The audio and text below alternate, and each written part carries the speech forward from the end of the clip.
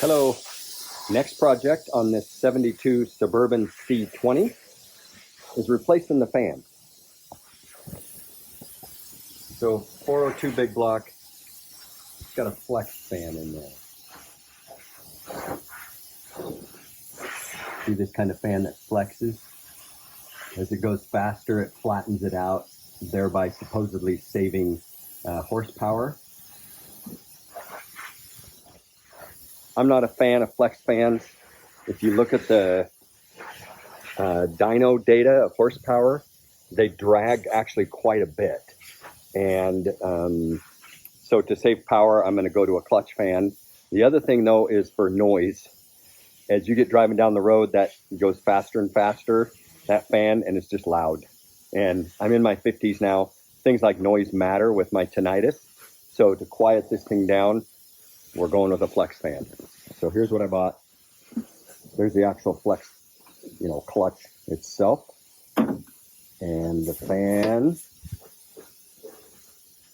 So for those of you that don't know how these work, when this is cool and your engine doesn't need airflow, this has a little clutch inside it, some fluid and clutch, and there's a thermostat spring right there. That feels the temperature coming off the radiator.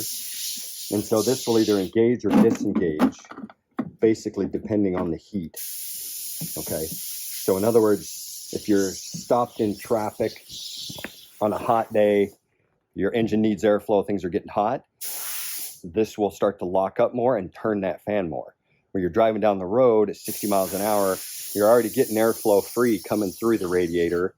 And so if it doesn't need that cooling, the thermostat in the clutch lets go a little bit and lets the fan freewheel, okay? So it's not dragging on the motor, saving horsepower, and then also noise, okay? So the first problem you encounter, and this was common, all the reviews said this exact same thing, is that this fan, although it's a really good one, does not fit all the way on here, one-handed. There we go. Okay, so the idea is it sits on here and you bolt it on like that. But it's not sitting down flush, and it's because the fan itself right there, these 4 little slots, it's like maybe a 1/2 millimeter too small. And again, I was expecting that. All the reviews said that.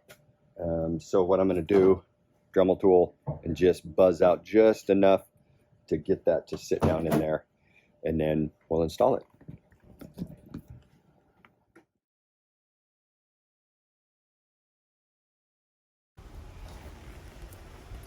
Okay, so I got my old flex fan out, and I'm getting ready to put the new clutch fan in, but there's a couple of little minor details. I'll show you what I got to do here.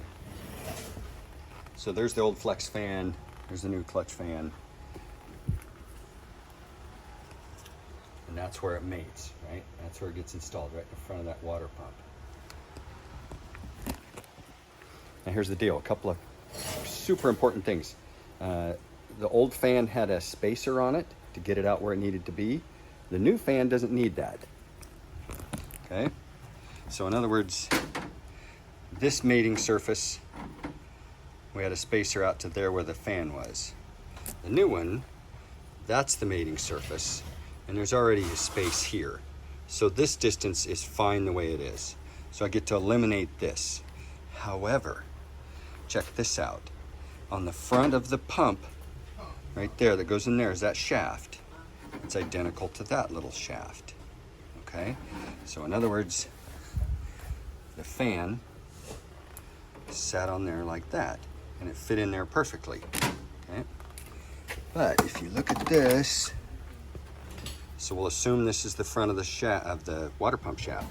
You stick it in there, there's slop, okay? Not good, because this needs to be balanced. You think about it, right? This is spinning. This has got to be balanced. If not, it's going to wobble all over, you'll come apart or damage your water pump or whatever. But they thought of this ahead of time in the kit by giving you a bushing.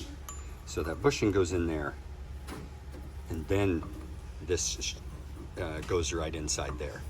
Okay, just a minor little thing. The other thing is I will have to get shorter bolts because the existing bolts had to go clear through that spacer.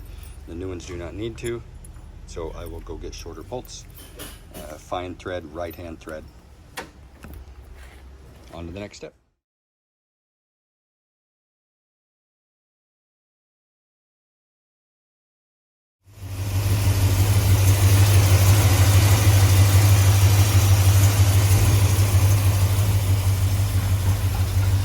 Okay, we're done. Clutch plan installed. Everything works fine. I haven't driven it down the road yet, but clearances are there, so on to the next project.